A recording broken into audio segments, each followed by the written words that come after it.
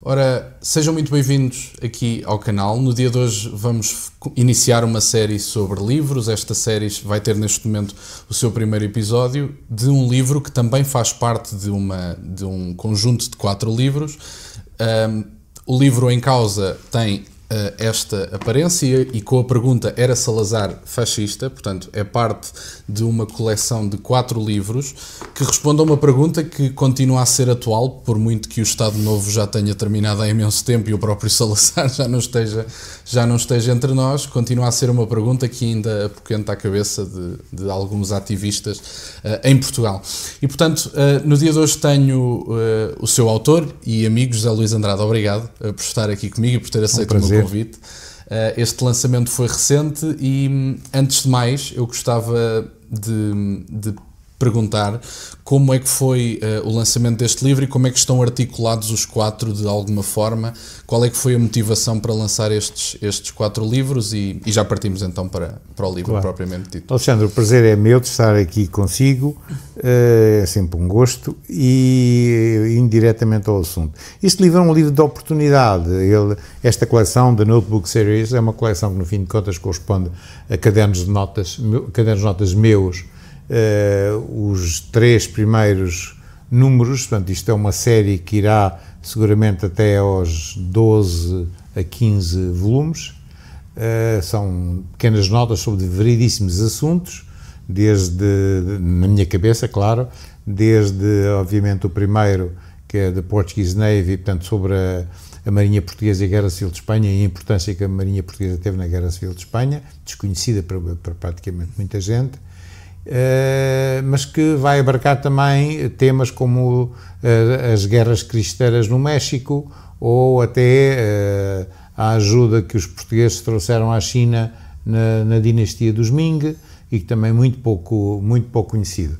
Mas os primeiros temas, portanto, do qual o Era Salazar fascista é o primeiro em português, surgiu, como lhe disse, por uma questão de oportunidade de se ter falado agora bastante sobre Salazar e todos nós sabemos na narrativa oficial que ensinam às crianças nas escolas e que sempre é bastante tempo dominada por historiadores marxistas ou de influência marxista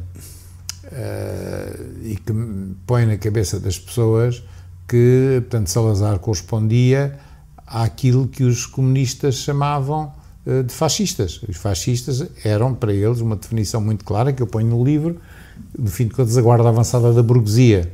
Era assim que eles entendiam o fascismo e não como um fenómeno político que surgiu em Itália e que teve uma expressão particular em Itália, como é todos os movimentos políticos acabam por influenciar outros, mas fascismo é o italiano.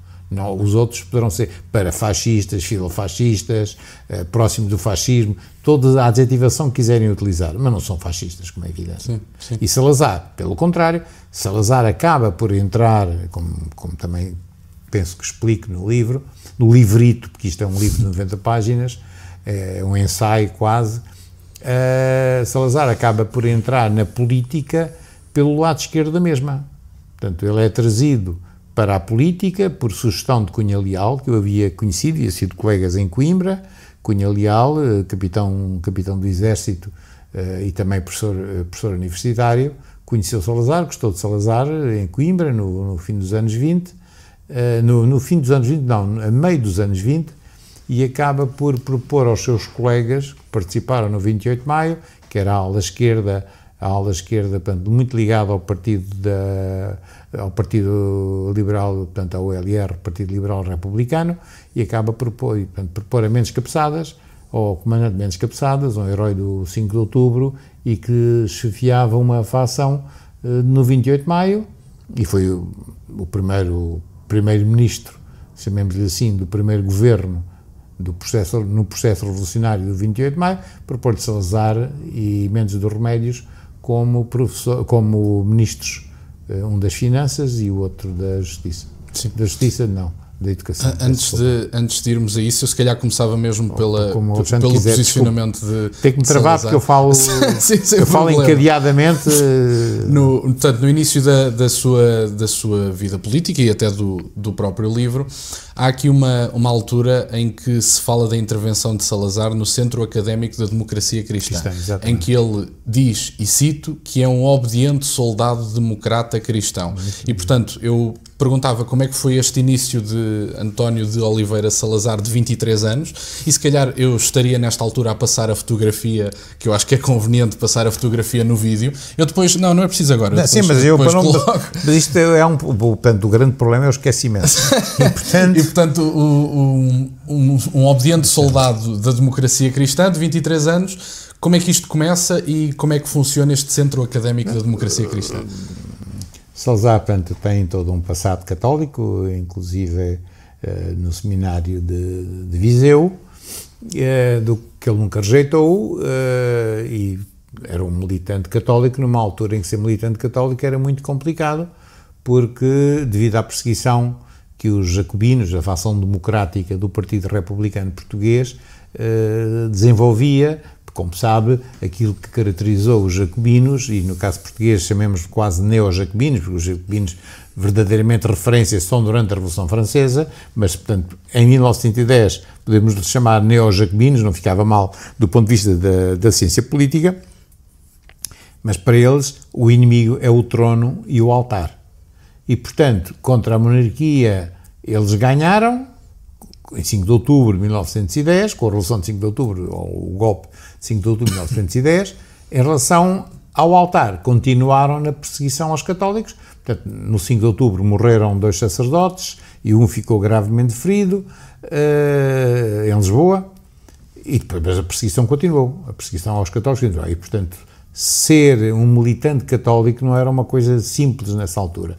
Os católicos tinham ficado divididos ainda na monarquia constitucional entre duas abordagens ao regime, uma abordagem que era defendida por jesuítas e que funcionou com a criação do Partido Nacionalista do Jacinto Cândido. Jacinto Cândido, penso que da Silva, um açoriano que tinha sido um grande ministro da Marinha na monarquia e que responsável por uma renovação da Marinha Portuguesa, portanto, no princípio dos anos, no princípio de 1900, portanto, do século XX, e era um católico também militante e que criou um partido sob inspiração de alguns jesuítas, copiando o que se fazia lá fora, e que acabou por não ter grande sucesso, como os partidos confessionais nunca têm, e que tinha tinham uma oposição que defendia a não existência de um partido católico, mas sim que os católicos fizessem política, mas espalhados pelos vários partidos, que era a posição que defendiam, sobretudo, os franciscanos de Braga. Havia uma escola muito forte em Braga e que defendia uma abordagem diferente à política por parte dos católicos. Salazar acaba por não participar em nenhuma delas, até porque era bastante jovem ainda, mas quando vai para Coimbra acaba por fazer militância, e a militância fala através da democracia cristã, que, como sabe, surge no pós-Rerum Novarum, encíclica Rerum Novarum, e que se começou a criar um pouco por toda a Europa, portanto, a militância democrata cristã, e Salazar, juntamente com outros amigos, entre os quais o saliente Diogo Pacheco de Amorim e Manuel Serjeira, são 3 importantes militantes de Coimbra na democracia cristã, e criaram o tal Centro Académico da Democracia Cristã. E aqui, dada altura, depois, mais tarde, isto já alguns anos depois, em 1915, é fundado, e há uma intervenção de Salazar, do Centro Católico Português. Claro. E na altura foi uma oportunidade de união, como diz no livro, com visões diferentes.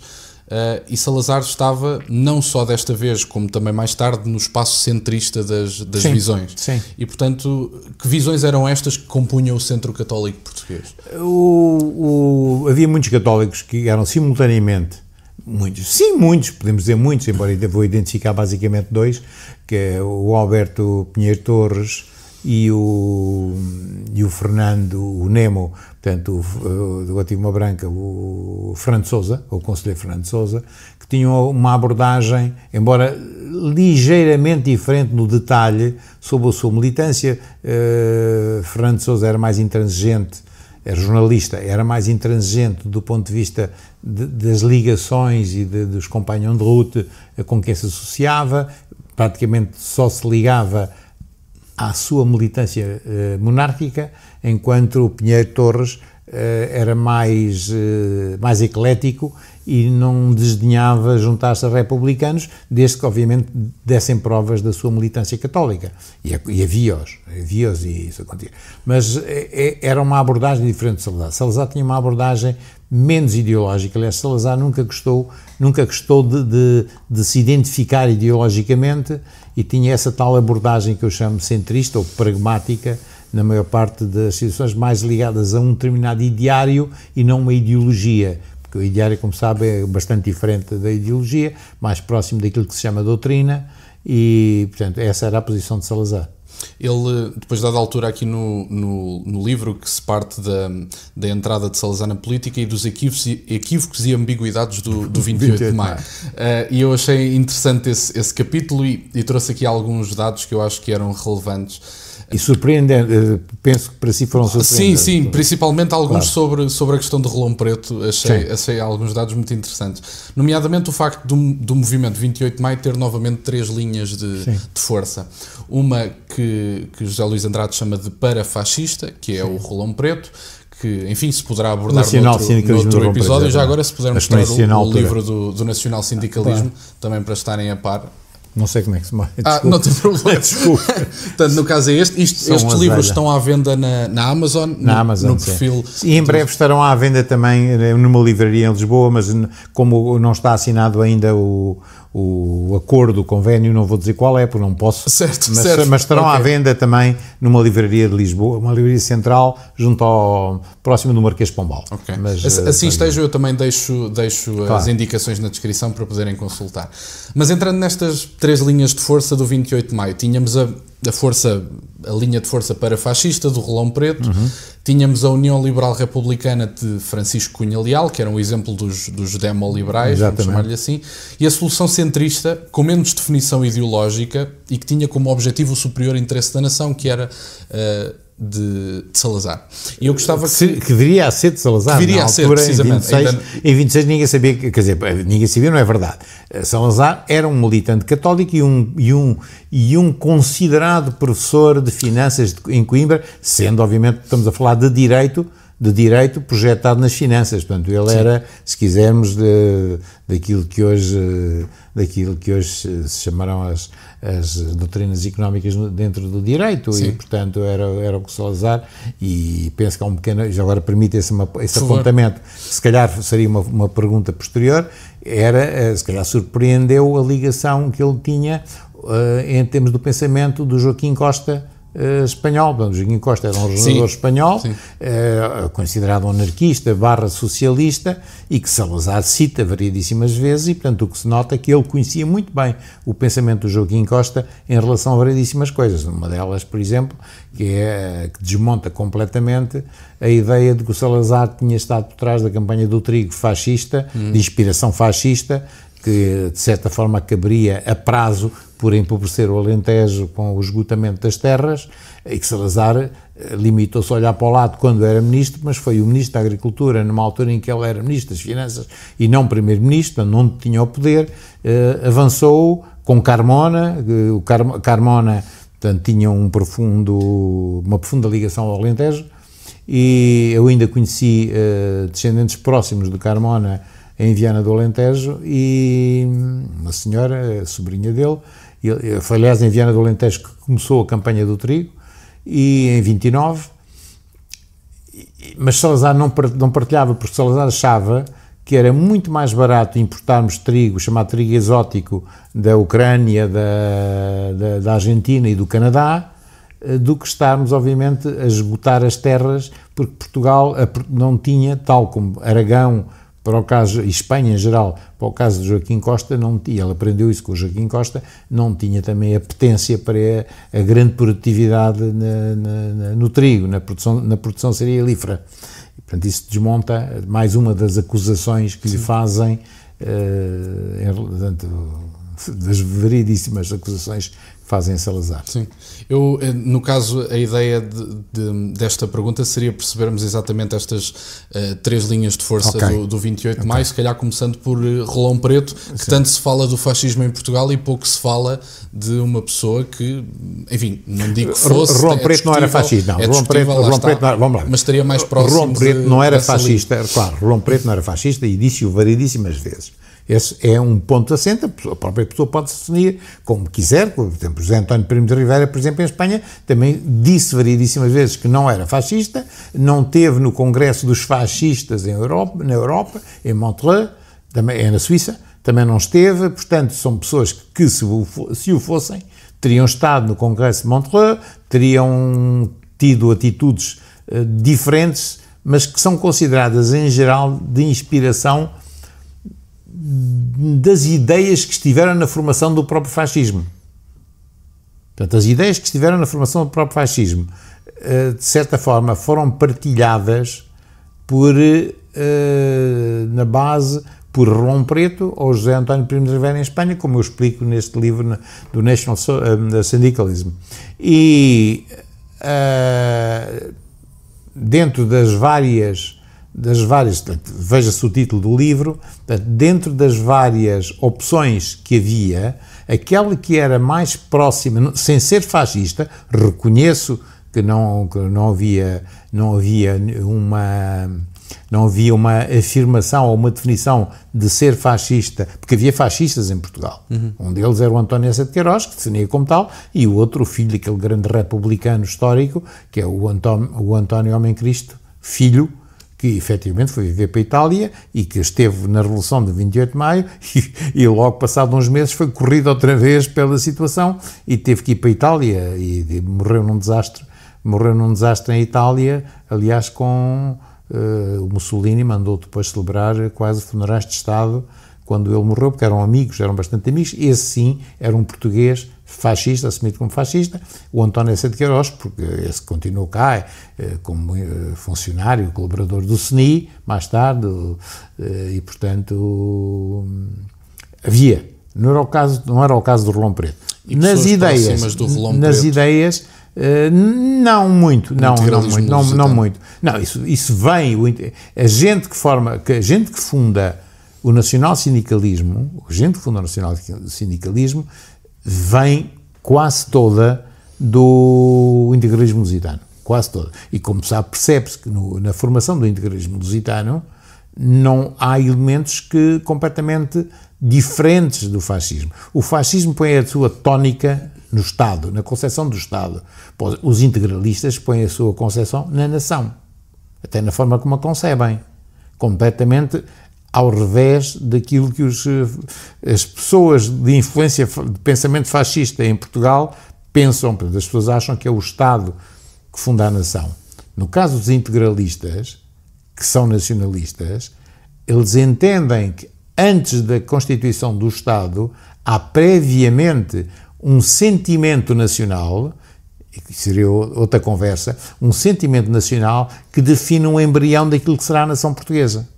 Portanto, não é mera decisão do Dom Henrique Sim. Conde ou do Dom Afonso Henriques Filho que determina a formação quer dizer, é importante para a formação de Portugal, para a constituição do tal Estado, mas o sentimento de diferenciação da Galiza do Sul face à Galiza do Norte, não podemos esquecer, com Braga, que era a capital da Galécia Romana, e do Reino dos Suevos, que é uma unidade política, geopolítica, que está na origem de Portugal, não podemos esquecer que o Condado Portucalense era a Galiza do Sul, e que a capital histórica da Galiza estava em Braga.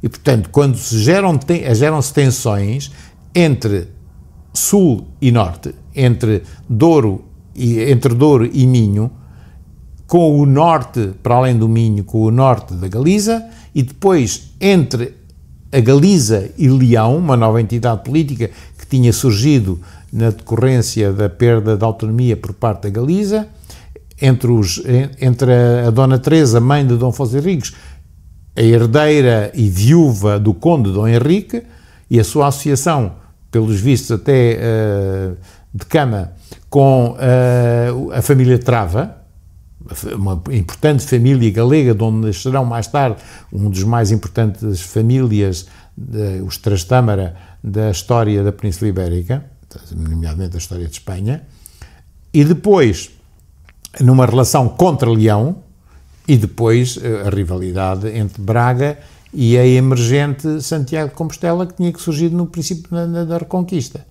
E, portanto, essa rivalidade que leva o primeiro arcebispo de Santiago de Compostela a roubar as relíquias de 4 santos portugueses em Braga, e o alinhamento de Compostela com Toledo, que era a grande rival de Braga, que era o arcebispo de Braga era primaz de Espanha, mas o Papa, nada surpreende na altura, mas atribuiu o título de primado, ou primaz da Hispânia a Toledo, cria uma rivalidade tremenda entre Braga e Toledo, e Compostela aproveita e coloca-se do lado de Toledo. E é isso, estes 3 vetores que vão levar ao rompimento de onde nasce Portugal. Não, mas acabamos por sair um bocadinho. Ok, exatamente. É sempre assim. Não, eu sou péssimo nestas coisas. Eu também estava a ouvir. Mas, portanto, a questão do nacional-sindicalismo, se quisermos, isto é importante reter. Sim. É a facção mais agitada e mais à direita, digamos, daqueles que fizeram o 28 de Maio. A facção mais à esquerda, como já identificou, é a da União Liberal, e mesmo gente da esquerda democrática, portanto, quase extrema-esquerda dos republicanos, do PRP, porque basicamente o que é que os unia? E depois aqueles que acabam por triunfar num processo revolucionário em curso, como se foi um termo que se generalizou jocosamente durante o pós-25 de Abril, podemos aplicar perfeitamente isso ao 28 de Maio, e foram-se comendo sucessivamente as diversas. O primeiro a assumir-se como governo, a tentar controlar o que estava a passar, é a facção esquerdista, ou de centro-esquerda, chamemos-lhe assim, do Francisco de Cunha Liberal, que impõe o seu candidato Mendes Cabeçadas, o comandante Mendes Cabeçadas, como primeiro-ministro ou chefe de governo, o que lhe quiser chamar. Depois o Manuel Gomes da Costa, penso que explico isso bem, o Manuel Gomes da Costa resolve, que era o chefe militar, era a cabeça de proa da Revolução, resolve numa reunião de Conselho de Ministros, despede o Primeiro-Ministro, ele ministro, despede o Primeiro-Ministro, que é uma coisa caricata, mas que é o que aconteceu. Sim. E depois é ele próprio comido, quando o tal setor centrista, portanto, um setor conservador, militar, com muita gente de formação livre pensadora, o caso de Carmona. O Carmona tinha sido iniciado na maçonaria num triângulo em Chaves, muito no início penso que até antes da República, eu não me recordo agora se terá sido em 1909 ou se terá sido ao contrário do Norton de Matos, que já o Norton de Matos dá uma cambalhota, Norton de Matos e outros dão uma cambalhota muito grande, porque eles eram franquistas, portanto eram defensores de João Franco no tempo da monarquia, e depois de repente aparecem no lado contrário, depois de terem entrado na maçonaria em 1911, e aparecem ligados à extrema-esquerda logo no início das revoluções importantes que as pessoas esquecem, nomeadamente o 14 de maio de 1915, que foi bem mais sanguinolento que o próprio 5 de outubro. Mas, para lhe dizer, é esse setor que vai escolher António Oscar de Fragoso Carmona para o liderar e para se assumir como o poder. E há um salto, diz-me agora já continuar, para dar um salto, sim, que é aquilo que delimita, para alguns historiadores, e eu acho bem, que delimita o que é a ditadura militar da ditadura nacional. Portanto, na ditadura militar, grosso modo, temos 2 períodos. Há um período, e o que é que delimita esse período? É a eleição por voto direto e o plebiscito universal masculino, portanto, é um sufrágio universal masculino de Oscar Carmona, que recupera, no fim de contas, não o sufrágio, não a base eleitoral do recenseamento dos democráticos quer do Afonso Costa, quer depois dos anos 20 em que eles retornaram. Penso que o Alexandre sabe que a primeira vez que houve uma votação por sufrágio universal masculino, portanto, não havia voto das mulheres, o voto das mulheres só será atribuído pela Constituição de 1933 e em situações especiais para essas mulheres. Havia critério, havia condições, que era serem chefes de família, serem ou equiparados, mas, portanto, só puderam votar em 33, no plebiscito à Constituição de 33. Mas antes, a primeira vez foi com Sidónio. Quando Sidónio, nas eleições que Sidónio impôs e ao qual não concorreram os partidos que se lhe opunham, nomeadamente o Partido Republicano Português, foi um universo eleitoral da ordem dos 880 mil, cerca de 900 mil, quando 880 mil era o que nós tínhamos no tempo da monarquia constitucional, que o Afonso Costa, em 1913, retraiu para 397 mil. Portanto, vejam, os revolucionários republicanos passaram para menos de metade do universo de votantes em 1913. O Sidónio põe-no nos 900 mil, vêm novamente, depois da morte do assassinato do Sidónio, vêm novamente os republicanos e repõem-no nos 400 mil, e, portanto, uma redução enorme do universo eleitoral.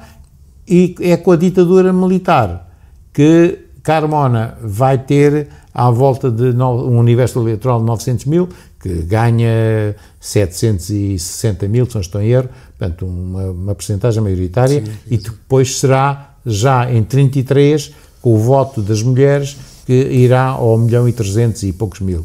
Portanto, esses são os universos eleitorais e que contrariam todas as ideias feitas que as jonês e jonetes que aparecem na televisão têm sobre este tema, porque, obviamente, o que graça é a profunda incultura das pessoas e que lhes foi vendido, portanto, ao longo deste tempo, por razões ideológicas, nomeadamente sempre a fonte é a do Partido Comunista. Portanto, foi o Partido Comunista que acabou por reescrever a história.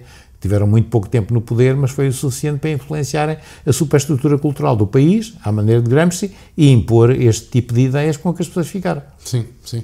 E desde logo, saindo dessa linha, as outras duas linhas, nomeadamente a de Salazar, tínhamos a de Francisco da Cunha Leal, que eram os neoliberais, o neoliberal, exatamente. E, portanto, o superior interesse da nação. Que era o cimento que unia a corrente que via, de onde Salazar iria aparecer, a corrente onde o tal militante católico Salazar, e neste caso já mais do que militante católico, como técnico competente. Quando ele vai para o governo, quer para o governo de Mendes Cabeçadas, portanto a ala esquerda dos movimentos triunfaram, inicialmente onde ele está apenas há alguns dias, porque, obviamente, graças ao PREC, o Manuel Gomes da Costa, o general Manuel Gomes da Costa, acaba por assumir o poder. Salazar hesita, vai para Coimbra, dar aulas, que era o que, em fim de contas, que era o que lhe garantia a liberdade. Recebe, claro, mas recebe um telefonema do Gomes da Costa, não atende o telefonema porque estava a dar aulas. E, passado algum tempo, recebe uma informação, mandam-lhe um telegrama a dizer que já havia ministro. E, portanto, ele fica satisfeitíssimo, fica aliviado em relação àquilo, porque ele considerava que aquilo que era um processo de loucura, um processo anárquico de loucura, e, portanto, não estava minimamente... Ele tem até uma expressão sobre as duridanas militares que ficou para a história e com a qual não se podem fazer governos. Portanto, ele fica muito aliviado e só retornará muito mais tarde, penso que em 1928, é que ele retornará ao governo e aí sim com muitas exigências que foram aceites. Sim. E falando desse retorno, Salazar acaba por aceitar depois a nomeação, pressionado por membros dos médios também, e dá-se a formação deste governo. Em que é que resulta e que equívocos é que são cometidos nesta parte da história? Aí não há equívocos, reparem, aí há apenas... Vamos lá ver. Qual era o grave problema que os governos tinham?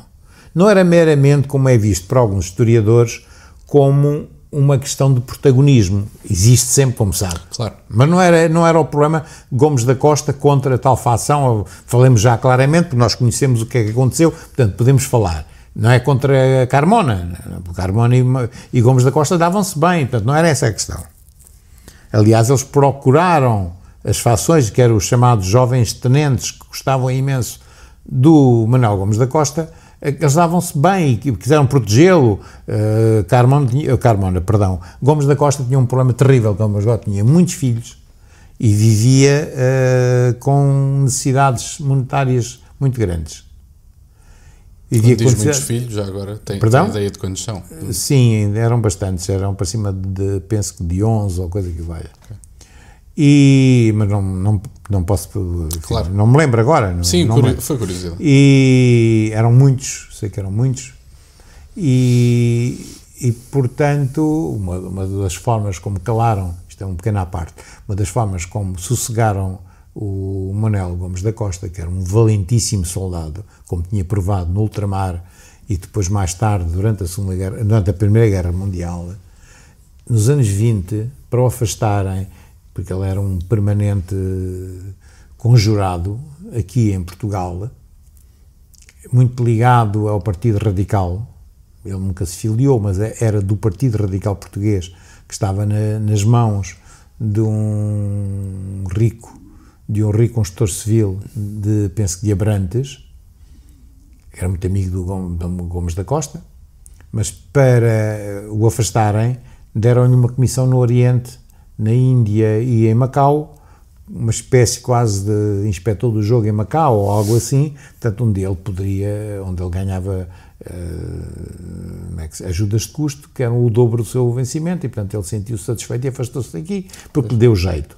Portanto, mas o Gomes da Costa tiveram o cuidado de lhe dar também uma coisa semelhante, portanto, de falar já na ditadura, portanto, quando ele foi derrotado pelo Carmona, também arranjaram-lhe uma sinecura dessa natureza, só que ele morreu entretanto, e, portanto, tiveram cuidado e obviamente foi feito marechal. Portanto, mas percebiam que ele não conseguia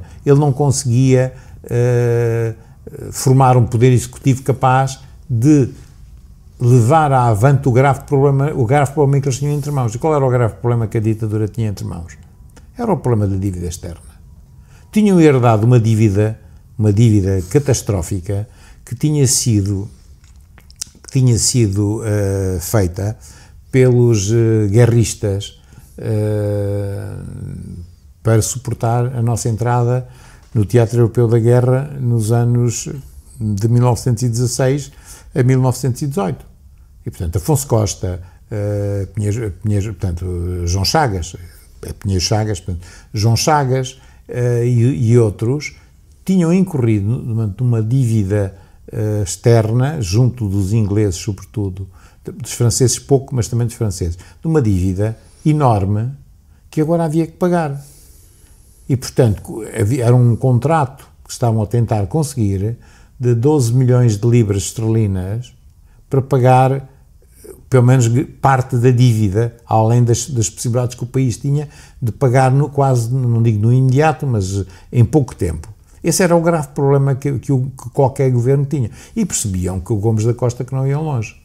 Quem era o homem que estava por trás, no fim de contas, dessa facção mais conservadora, mais pragmática? Era o Sinel de Cortes. Mas o próprio Sinel de Cortes, uma vez nomeado também responsável pelas finanças, antes de voltarem a pensar em Salazar, também não conseguiu. E o Salazar manifestou a sua opinião de uma forma muito pouco clara em relação à questão do empréstimo externo, mas depois, no fim, totalmente contra a concessão.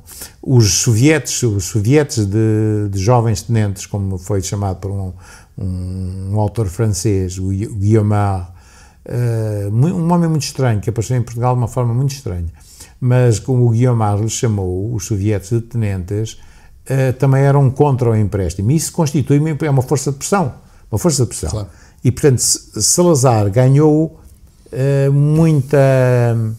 muita simpatia por parte desses grupos de jovens tenentes, que não eram assim tão jovens já, como tudo isso. Entre eles temos Humberto Delgado, Assis Gonçalves e mais velhos como Henrique Alvão, o Eduardo Prego, e que vêm a começar a apoiar uma solução diferente, que era a solução nacional, uma solução sem empréstimo, que ia ser, obviamente, uma solução radical. E é por isso, quando eles vêm com o sinal de cortes, cansado, incapaz de levar avante essa questão do empréstimo, porque o empréstimo, como disse, aliás, um francês que incluía a Comissão da Liga das Nações, que veio visitar Portugal, disse muito claramente, mas os portugueses não pensem que nós vimos cá trazer seja o que for. Sim. Era uma troika, sim. Já na altura. E não pensem que está no livro, está. Não pensem que nós vimos cá dar nada. Nós vimos pôr na ordem aquilo, as azelhices as palavras não são essas, as azelhices que os portugueses fizeram, e portanto são eles que vão ter que pagar. Sim.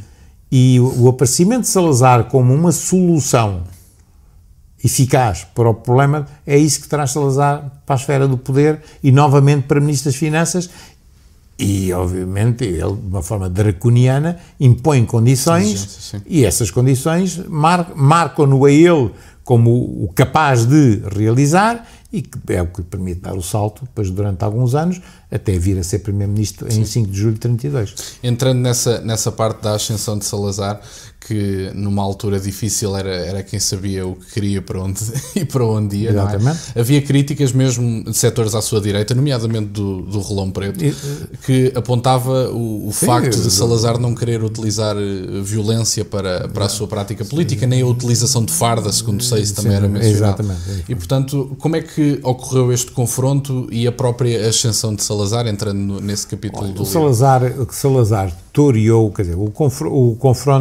o confronto não. A ascensão, penso que está explicada no livro, é relativamente simples, e é relativamente simples, tem muito a ver com a fama que ele criou, e, se quiser, aparecer como um Messias bendito que vinha resolver os problemas nacionais, pelo menos apontar um caminho do qual o país podia sair da miséria em que se vivia.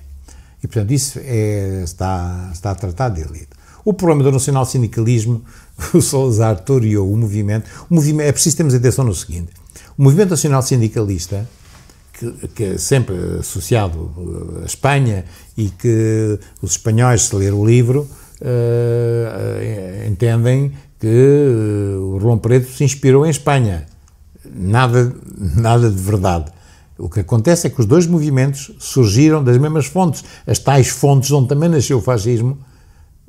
Foi onde nasceu o movimento nacional sindicalista português, a partir do momento em que aqueles que formaram o nacional-sindicalismo entenderam que a questão dos integralistas, que eram essencialmente intelectuais, os integralistas, a questão da sucessão dinástica já não se punha. É por isso que começam a entrar muitos republicanos, ou pessoas de sensibilidade republicana, porque há quem não seja nem monárquico nem republicano, contrariamente àquilo que se faz crer, que a pessoa tem que ser ou monárquico ou republicano. Não é verdade. E, portanto, imensa gente que não se revia nos monárquicos, porque há monárquicos legitimistas, há monárquicos constitucionais, e, portanto, variedíssimas opções. Portanto, essas pessoas acabaram por se juntar ao movimento nacional sindicalista, que se propunha como um movimento de massas, coisa que o integralismo lusitano não era, como sabe. E, portanto, ao proporem-se ter impacto junto às massas trabalhadoras, que conseguiram, o movimento nacional sindicalista português acabou por ter muito mais, em meu entender, isto agora é uma opinião estritamente pessoal, sim. Estritamente pessoal, e uma opinião, mas é uma opinião de historiador, claro. Acabou por ter um impacto muito, não digo muito maior, junto das massas em geral, junto da população portuguesa, do que teve proporcionalmente em Espanha.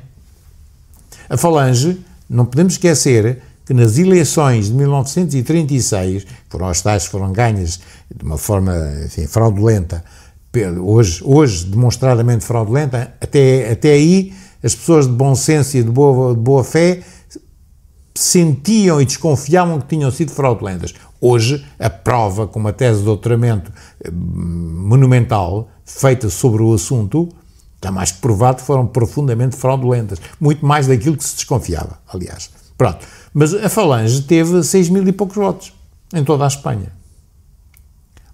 Portanto, do ponto de vista prático, o nacional-sindicalismo em Portugal teve uma projeção maior. Como é que o Salazar lidou com eles? Bem,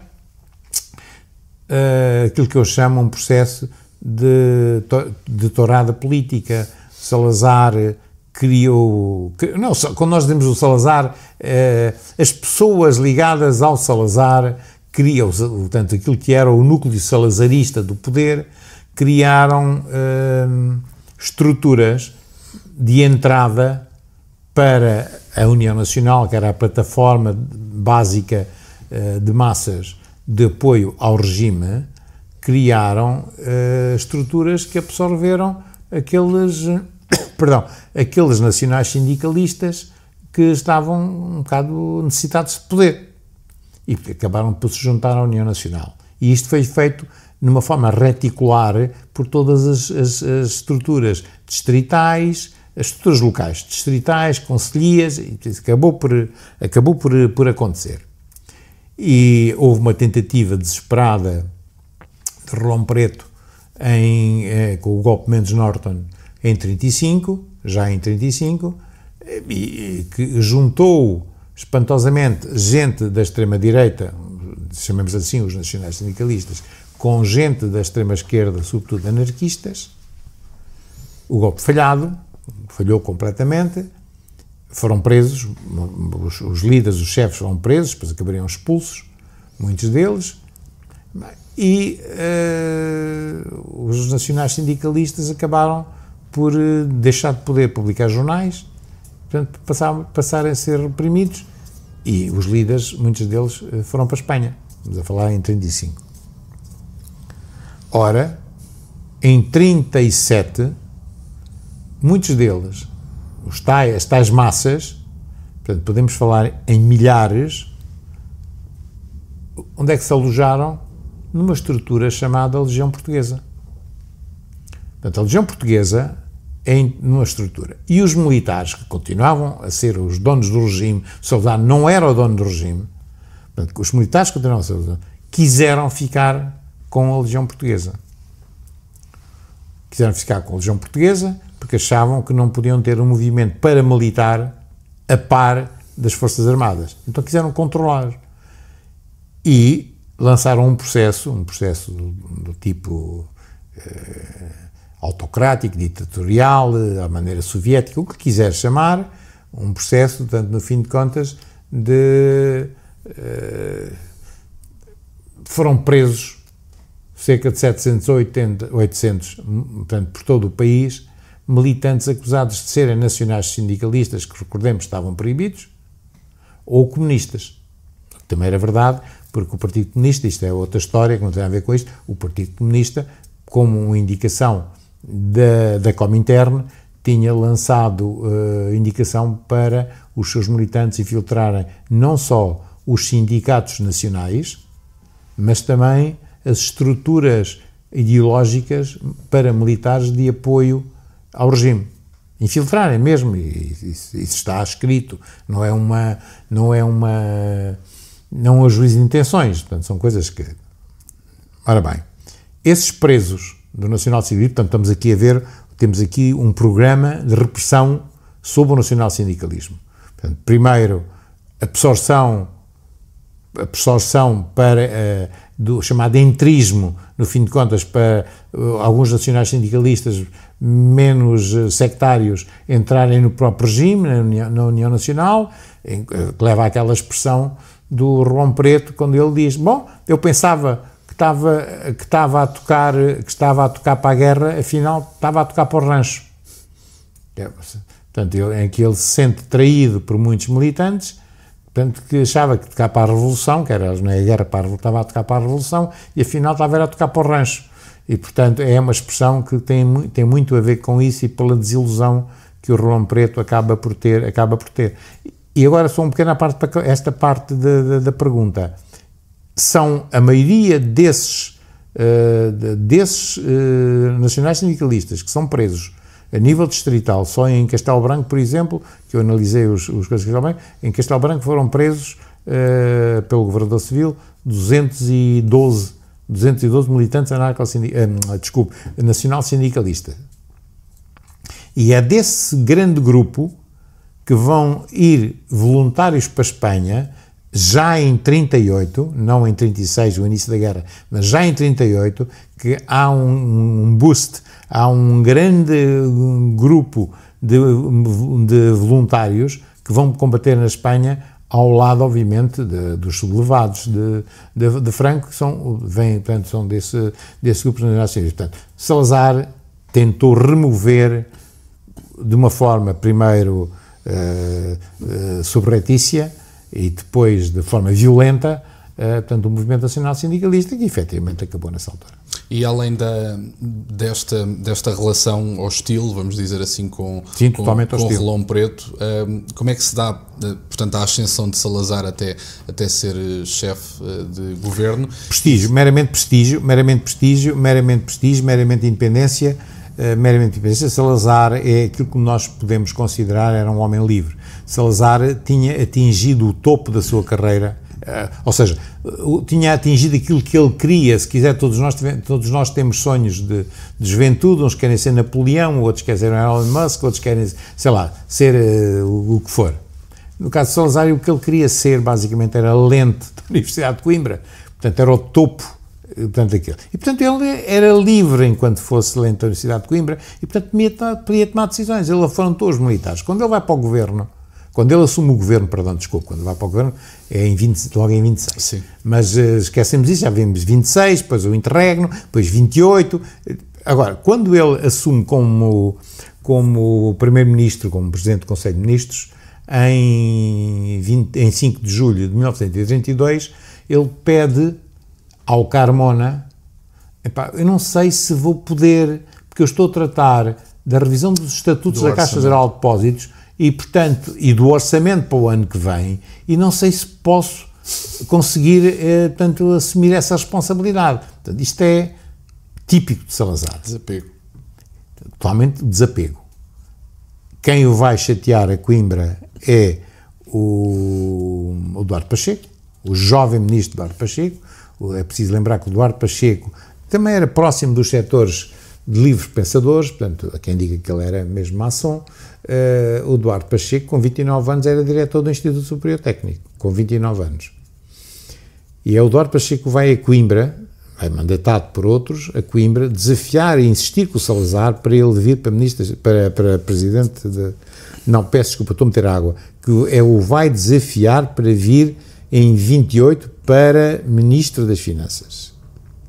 Depois, mais tarde, já a conversa é diferente e é o Carmona que lhe diz que gostava muito que ele fosse Primeiro-Ministro.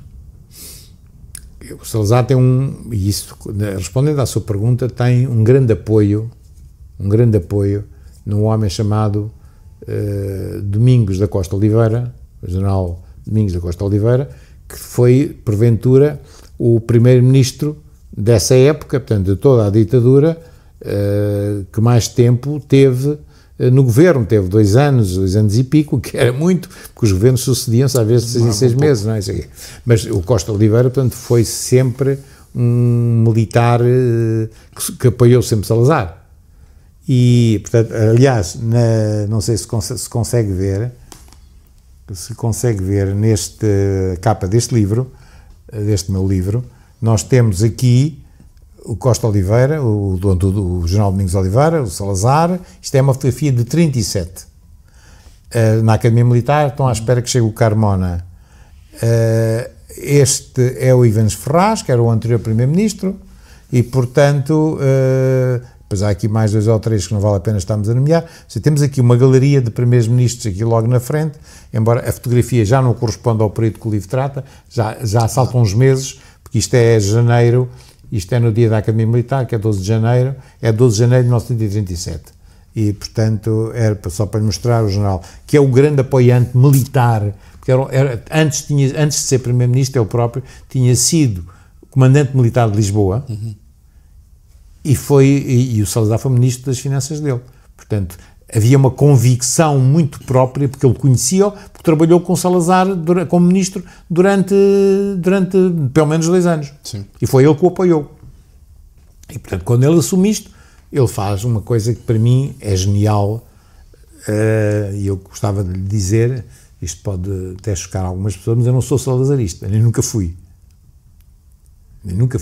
Não tem nada a ver, como percebe, a admiração e o respeito que tenho não tem nada a ver, portanto, discordo deste tipo de soluções, basicamente, por isso.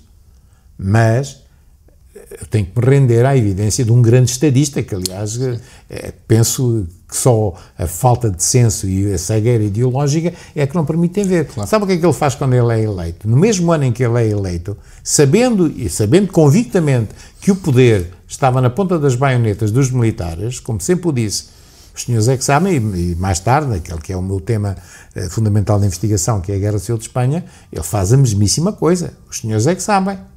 Os senhores é que são os donos. Querem assim? Muito bem. Não querem assim? Eu sei. Ele obriga os militares a aceitarem uma amnistia política. E em dezembro, no Natal de 1932, portanto, no ano em que ele toma posse, aparece a tal amnistia, que revolta profundamente os militares. Porquê? Porque tinha havido várias revoltas da oposição, sangrentas, de 27, 28, 31 houve 2, e que provocaram muitos mortos, e sobretudo provocaram muitos sarilhos. E aquela questão da camaradagem militar também foi posta em causa, porque está a ver, ter o seu vizinho, o seu amigo, o seu compadre, de repente do outro lado, ou morto, ou ferido, ou o que fosse, era muito complicado. Claro. E, portanto, os militares não queriam nenhuma amnistia. Quem estava no desterro, estava no desterro, quem estava exilado, estava exilado, e pronto. E o Salazar exigiu-lhes uma amnistia política, que é sempre passada por cima em todos os manuais de história. Essa amnistia política saiu num conjunto de decretos, saiu sobretudo uma lei em, penso que 24 de dezembro, eu chamo-lhe amnistia de Natal, e com uma lista com pessoas que não eram amnistiáveis de momento, mas que o seriam 2 anos depois, de acordo com o comportamento observado em relação ao país. Obviamente ficavam de fora, nesses 50, logo a cumprir a lista, as pessoas que estavam acusadas de crimes de sangue. A maior parte eram militares. O ministro dos Assuntos Internos, o ministro do Interior, o Albino dos Reis, entrega ao Salazar uma lista, portanto, pessoas que ficavam de fora da amnistia, com 48 pessoas. O Salazar retira-lhe 10, peço desculpa agora se eu não me equivoco, retira-lhe 10 e acrescenta-lhe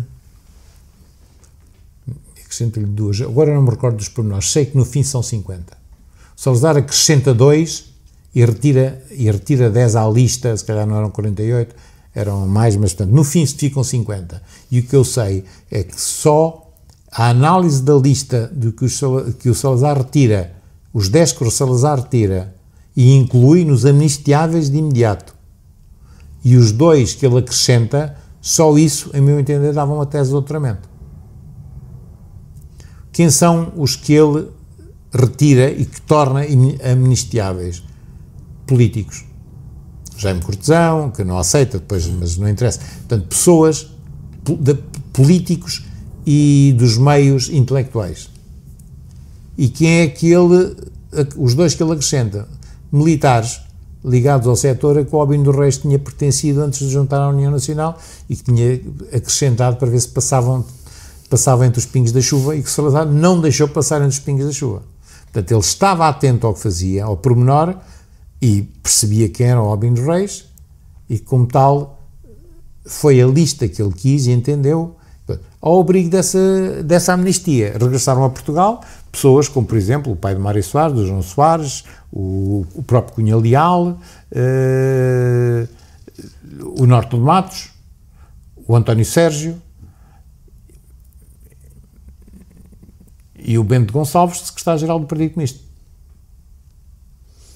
Eu por acaso ia fazer a pergunta da amnistia, entretanto, mas ainda bem que entrou. Não, está ótimo, era o que vinha de seguida, portanto está perfeito, em vez de ser eu a fazer. Não, para explicar como é que a relação do Salazar com os militares. Foi melhor, exatamente, estavam as duas ligadas, portanto foi melhor.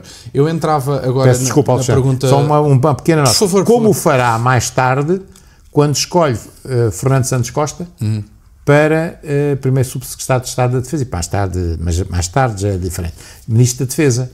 Mas a escolha de um capitão, de um simples capitão, para o governo, como subsecretário de Estado, irritou profundamente os militares, mas era uma forma que o Salazar, os chamados exercícios de poder, que ele fazia para esticar a corda e para demonstrar que ele também tinha poder. E enquanto o pudesse usar, usava. No caso, isto tem 2 pontos. O primeiro ponto diz: para o efeito do disposto no presente decreto, considera-se que perfilham a ideologia fascista às organizações que, pelos seus estatutos, pelos seus manifestos e comunicados, pelas declarações dos seus dirigentes ou responsáveis pela sua atuação, mostrem adotar, defender, pretender difundir ou difundir efetivamente os valores, princípios, os expoentes, as instituições e os métodos característicos dos regimes fascistas que a história registra, nomeadamente o belicismo, a violência como forma de luta política, o colonialismo, o racismo, o corporativismo ou a exaltação das personalidades mais representativas daqueles regimes. Segundo, e mais curto, considera-se nomeadamente que perfilham a ideologia fascista às organizações que combatam por meios antidemocráticos, nomeadamente com recurso à violência e à ordem constitucional, as instituições democráticas e os símbolos da soberania, bem como aquelas que perfilhem ou difundam ideias ou adoptem formas de luta contrária à unidade nacional. E, portanto, segundo esta definição, eu acho que, e como já falámos sobre isso anteriormente, há partidos, nomeadamente o comunista, que se calhar, como é evidente, com pouquíssima ginástica mental, tirar o corporativismo e uma outra que eu não me recordo qual é, mas não me recordo agora de memória, mas duas das condições que aí estão, que são demasiado estritas, tirando isso, aplica-se, mutatis mutandis, completamente ao Partido Comunista, por exemplo, ou essas bandos trotskistas dos blocos de esquerdas, do LIVRE, e tanto essa gente que por aí anda, tanto, e que pensa exatamente e que isto se lhes adaptava perfeitamente. E as comparações que eu gostava de ver feitas agora... Além de deixar o critério de análise de se é ou não é, não a estas coisas que a gente vê na televisão, os polígrafos, não é? Que nós sabemos o que são, mas deixa isso nas mãos de juízes que são eleitos, no fim de contas, ideologicamente, politicamente. Portanto, o que a maioria entender que é o fascismo naquela altura. Sim. E eu, em tom de conclusão, se calhar pedia-lhe esta comparação do viver perigosamente do fascista e do viver normalmente do Salazar. E aí depois a resposta fica ao critério de quem nos ouvir. Não é? O Golán Nogueira, um grande amigo meu, que já morreu há bastantes anos, mas que eu acompanhei praticamente sempre e que por acaso acabou por morrer num lar onde a família acabou por conseguir um lugar para ele em Santa Combadão, depois de um AVC, e foi em Santa Combadão logo por coisas, mas o Golán Nogueira, um poeta, o Florentino Golán Nogueira, nascido no Brasil, o Florentino Golán Nogueira, grande poeta, era fascista e assumia-se como fascista. Estamos a falar, portanto, enfim, há poucos anos, portanto já estamos muito mais próximos, digamos, agora do nosso tempo. E acho que no elogio de homenagem que ele faz na revista, penso que é a Vanguarda, ao Salazar, depois fala nisso, na forma diferente que um fascista tem, o caso dele, optar pela vida, para um determinado tipo de vida, que era totalmente recusada por parte do Salazar. Portanto, ele até qualifica o Salazar um pouco de forma paroquial, como um provinciano, Sim. como um provinciano pouco dada às agitações revolucionárias, portanto, para mim é um dos melhores exemplos do que efetivamente o Salazar não era de facto fascista, e portanto foi por isso que eu escolhi esse elogio do próprio Goulart Nogueira que chama a atenção, no sentido de dizer, eu que não sou dos teus, acho, no entanto, que fosse um homem, és um homem importante, tal. Já tinha morrido, portanto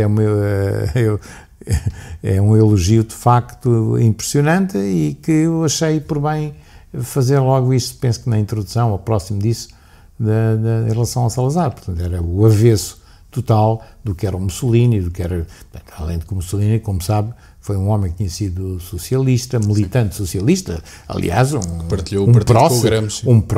prócer socialista, muito importante, diretor do principal jornal, do Avanti, e portanto é preciso.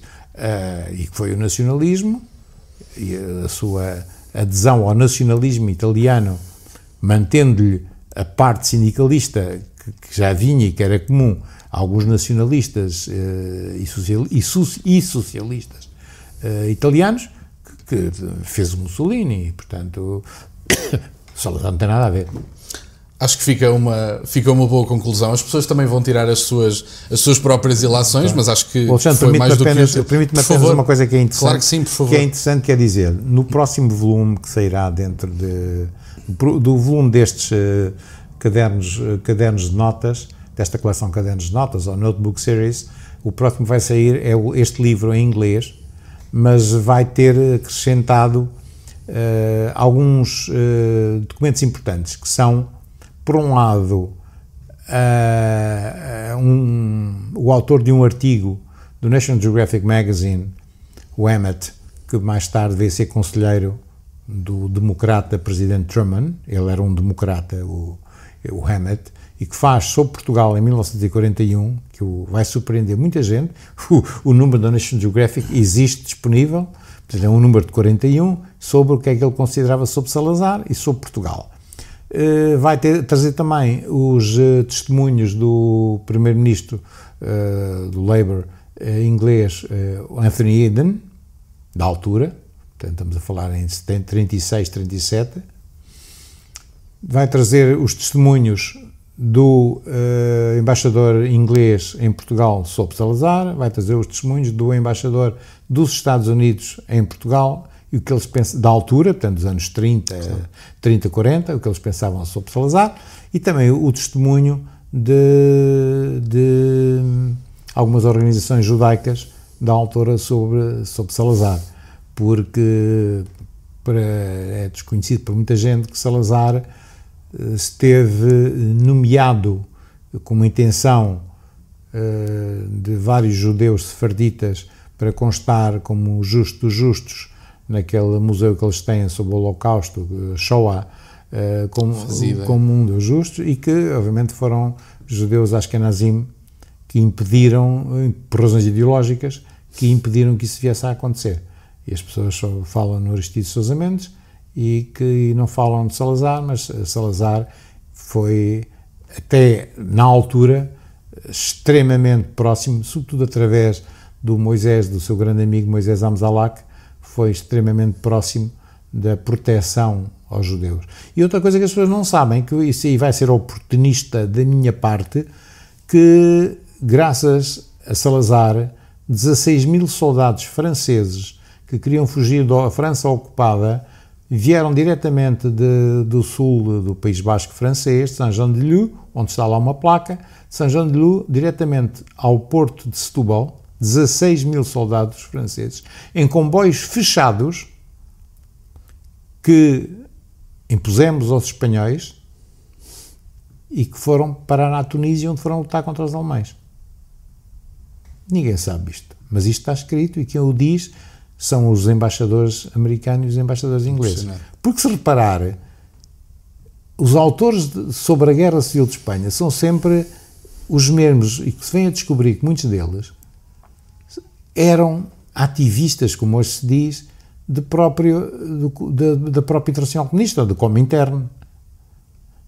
são eles que estabeleceram a história e que passou, sobretudo depois da Segunda Guerra Mundial, em que, portanto, os comunistas da União Soviética funcionaram como companhão de luta dos americanos e foram eles que acabaram por escrever a história. Sim. Mas os livros existem até porque já existiam antes. Sim. Até porque já existiam antes. Certo. E isso vai aparecer na edição inglesa deste livrito da era Salazar fascista. Não, e fica o desafio, tanto para José Luís Andrade como para o público. Eu gostava de fazer a série sobre acompanhar alguns dos livros, se calhar não conseguiremos fazer dos 12 ou da série toda, mas alguns temas que olha, ser... um dos próximos que ainda vou publicar este ano, porque isto é relativamente fácil de publicar, quer dizer, é difícil de escrever, mas é relativamente fácil de publicar, o que eu vou publicar então é uma brevíssima história do Partido Comunista Português, até aos anos 40, é só até aos anos 40. Eu não escrevo sobre o que não sei. Portanto, até aos anos 40 tenho, e será uma brevíssima, em português, não será em inglês, será em português, e outra sobre a oposição à ditadura e ao Estado Novo, também até 1940, também esse, porventura, sairá talvez em janeiro. Em janeiro, mas vou conseguir, vamos dizer. E depois prometo uma brevíssima história sobre o 28 de maio, mas isso já será para a primavera do ano que vem. Sim, fica o convite e acho que era interessante. Vou deixar o link na descrição para o perfil de autor da Amazon, caso estejam interessados. Neste caso tem em português, os outros estão em inglês e depois terão também, como foi dito já, a versão em inglês deste livro com acréscimos de testemunhos, exatamente. E acho que é uma boa forma de terminarmos o primeiro episódio da série de livros. Dê-me já agora o vosso feedback do que vos pareceu, espero que tenham gostado e obrigado por este bocadinho e foi um prazer vamos fazer a série que acho que será interessante. Obrigado por estarem desse lado e até uma próxima.